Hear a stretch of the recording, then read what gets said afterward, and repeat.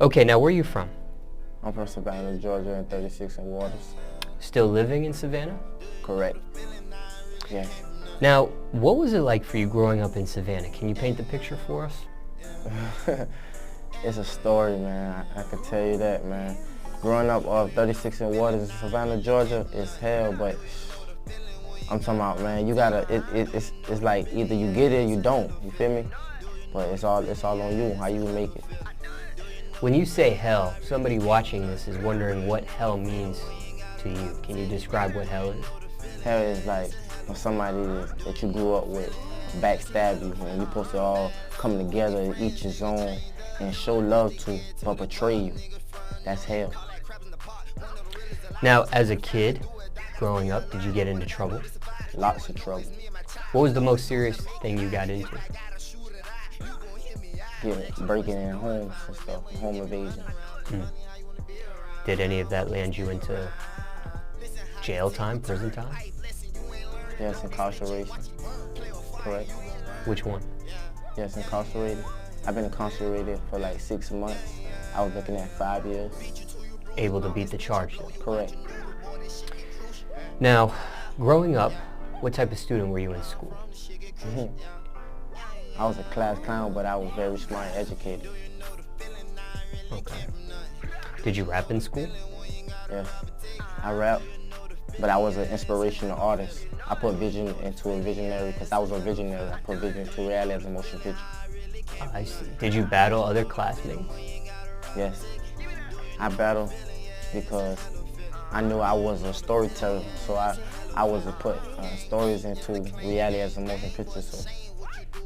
Did you win these battles, lose these battles? What happened? Nah, because it was always a competition, but I was always the person that stand out. I see. Did you graduate high school? I got my high school diploma. Okay. Now, after high school, did you try college? Nah. Well, I tried it, but school wasn't really for me. How much did you try? The pace, it was a patience thing, and I was impatient, because I was very impatient, because I knew I wanted to do this and I wanted to do that, and going to school was really stopping me from where I needed to really be at. But did you stop or drop out from college freshman year, first year? First year, yes. Yeah, I see. What school did you go to? I went to Savannah High. No, I mean college. Oh, Savannah. I went to actually a technical college. Oh, okay. I never went to like a real college. I went to a technical college. Is that like a technical college? Is that more like a trade school or not? It's a trade school. I see. Now, what did your parents think when you decided to drop out from that? What was their reaction to it? They was devastated, because they knew they be like, their child could be doing better, but they never knew how it was what's in my heart desire for what I really wanted to be in life. That wasn't for me, because they wanted to be that, but it's not for me. I see. So after you drop out, do you go right into the music industry, music business? Do you take music serious after that? Or is there some space between you dropping out and then music becoming serious? Space of time. I started learning the business aspect of the business. Instead, I started learning my necessities and looking at life, what I really wanted to do, what was my calling on my life. Then I started putting in a vision. I see. Now, looking back at yourself, was that the right decision? Do you wish you would have even never went to the technical school at all from the get-go? Do you wish you would have went straight into the music earlier, or did everything play out like it was supposed to?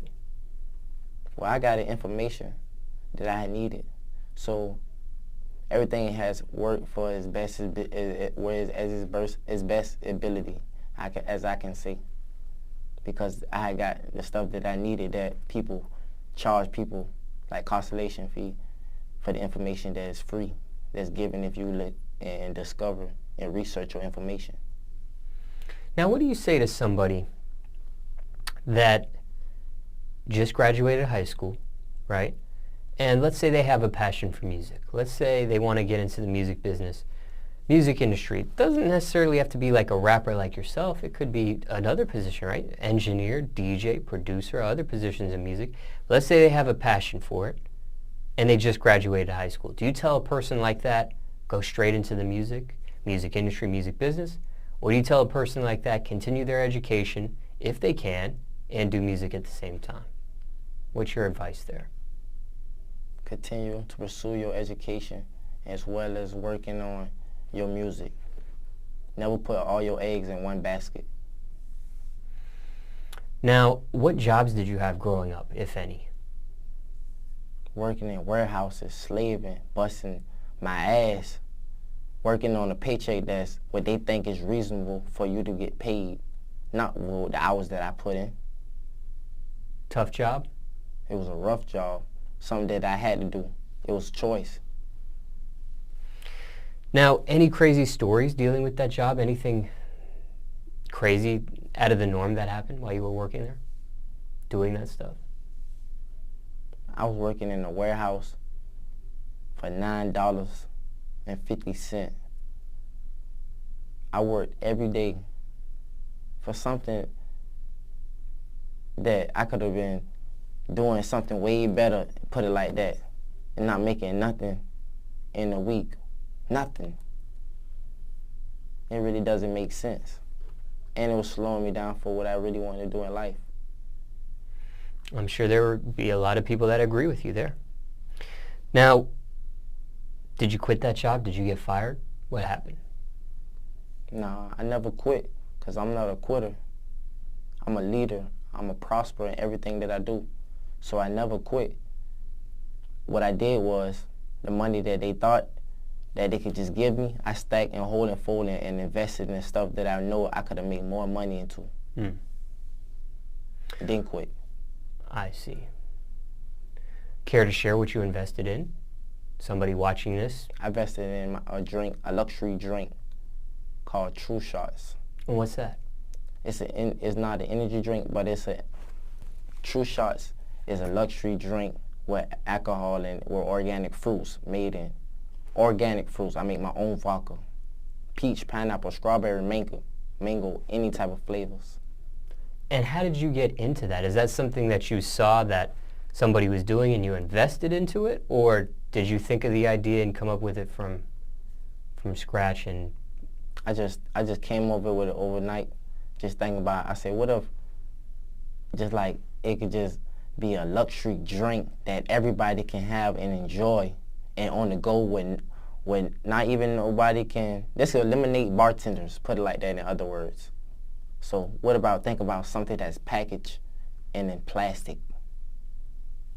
Well, there's a lot of drinks out there that are pre-packaged and that sort of thing when you go to like a liquor store or gas station. Correct. But is it all in and made in all different type of sizes and all different type of flavors? That's the catch. Well, there's an abundance of flavors out there from different companies. What are some of your flavors? Peach, pineapple, strawberry, anything. See, this the thing. I'm a mixologist, so whatever you want, whatever that you think of a desire, I can make it in that type of drink. Could you do that with any other drink? No. So, like you customize it for somebody? Correctly. So if I want a pina colada drink, you can make that happen? Correctly. I can make it and package it up. For that person? Correct. Okay, so it's like a, well, I can't think of the word in my head, but more like a custom type of order, more like a custom type of thing per person? A customized mixed drink, luxury drink. That's now, international. You brought some examples. Correct. With you, right? I see them on the table. Go ahead and show the camera some of these items that you got. It's my orange mango, and it's that blueberry blast. A lot of alcohol in there? No, it's like about 20% of alcohol. Okay, 20%. Correct. And is the alcohol organic, or is it just the fruits that are in there? The fruits that's actually organic, because anything that's made with seeds, that's it's always good and natural. I see. And how is this business doing for you? It's actually getting off the ground, I can say, because I invested it into my music. I see. Now, when you quit the job to invest in, well, you said you invested in this first and then you quit. So you invest into it and you felt you made a certain type of income off of it, certain type of money where you didn't need the $9 an hour job anymore. Right. I quit, and I really never quit because... Well, yeah, you said you never quit. Right. You feel me? So what I did was... I used the word quit, my bad. Yeah. Well, what I did was I just waited till I got enough established to where I never needed that job anymore. Mm. A person should never quit anything they should do in life, because you can prosper if you do anything you put your mind to, you can do it. Well, somebody watching this interview might be they might say, you quit. I understand what you're saying, but I'm saying somebody looking at this be like, well, he quit his job, basically. Yeah, you can say whatever you want to say, but it's all on how you do and what you do in life. That all really matters in the end of the day. Now, how is this something that people can get just on a website, or is this in stores already? Like, how does this work? The website is on the way. I just brought my domain, charliefedup.com, so the website will be on the way. But as far as like any orders, you're playing placement, you can order all off my Instagram, Charlie_Fedup. I see. So that's how people have been reaching you for now.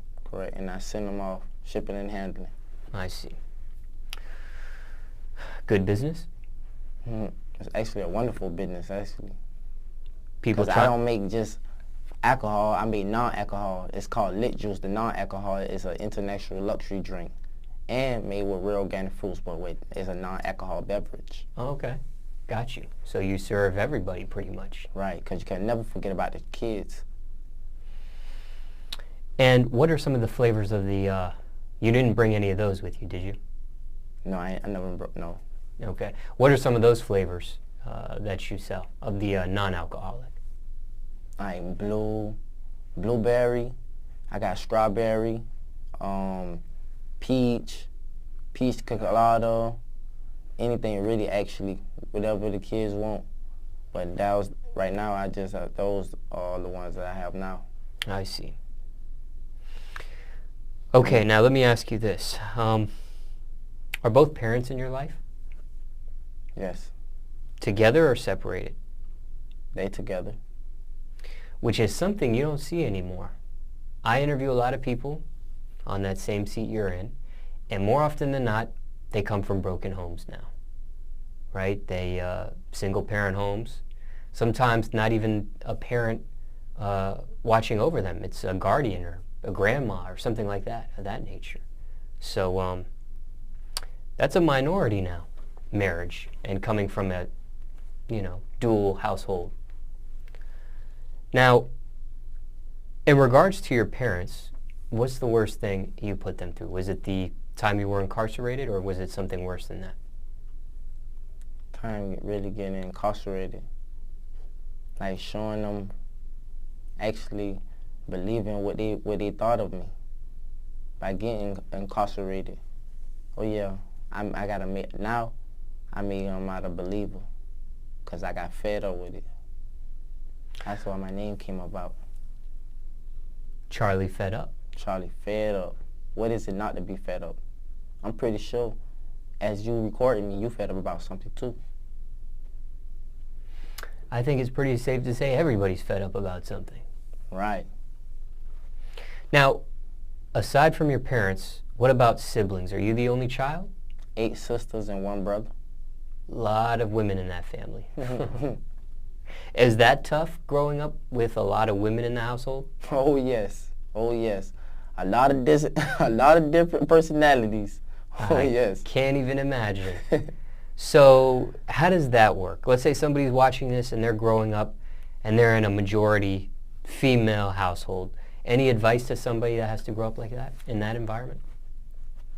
You got to step up at all given times, because you got to think about it.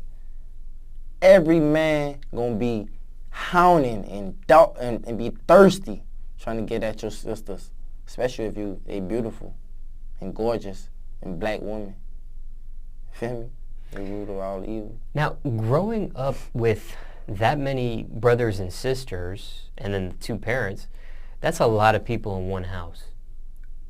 Mm-hmm. Did you grow up in a big mansion, or what? Like, how was that? No, see, that's the thing about it. We all grew up in different homes. See, I got fed up with this music. I got fed up with a lot of stuff that was going around in my environment. So it came up to me to put everybody together. But we're all separated. It was only 4 of us in the home. Okay, I see. So people growing up at different stages, like people older than you and moving out type of thing? Yes. My 2 sisters and my 2 brothers, just me and my brother. So your parents weren't separated ever? No, they was never separated. Okay, yeah. Now, where do you fit on that ladder? Are you towards the oldest, the middle, or the youngest? I'm the baby. Anybody else in your family raps aside yourself, or just you? Well, far as like in my family, I came from like a family that is like musicians and that's like artists. So I came, it's like it run in my family. I got drawers, I got people who songwriters, singers, rappers. So it really all in our family. Have you collabed with anybody in your family as far as your music? As far as with my, no. Not yet. Now, what does your family think about your rap career? They think it's actually gonna go somewhere, but they don't see no money in it right now. So they looking at the industry as like, okay, you got all these people doing this, and what's gonna make you stand out? So they feel like they doubting me, in other words. So it's all for me to be fed up with it enough to do something about it, and don't just be fed up with it, because there's 1,000,001 people in this world that actually fed up about something. So what makes you fed up with it if you ain't seen nothing yet? So is your parents supportive at all of your rap career? My mother, she very supportive. Father, he doubts my career. But my mother, on the other hand, she's very supportive. She go all the 9 yards. So you haven't won the father over yet? Nah. Now, was your mom supportive right away, or did she have to warm up to it? No, she was always supportive, because she knew I was always a writer, a visionary. Now, have they heard your music? Yes. I play it every day. What do they think of your music? What's their reaction to it? It's going to touch a lot of people's souls and spirit. What about the cursing? Do they care about that stuff? Nah, because I don't do too much cursing. It's so much about touching your mind, mental thing. Do you stay away from cursing purposely, or that's just the way you make music? No, that just come out natural. But cursing, I curse, but I got to be really fed up for you to really know that that he fed up. For me to start being belligerent. I see. What about the N-word? Do you use the N-word in your music? Yeah. Okay. Nigga. Just curious. But actually, I use brother a lot, too. Now, have they had a chance to see you perform yet? Yes. What's their reaction to that? He's wild. He's turned. This is for him. This is for him. It certainly is. But where's the money now?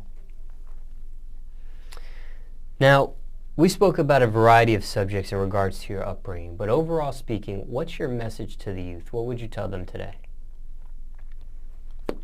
That's a good question. Stay down until you come up.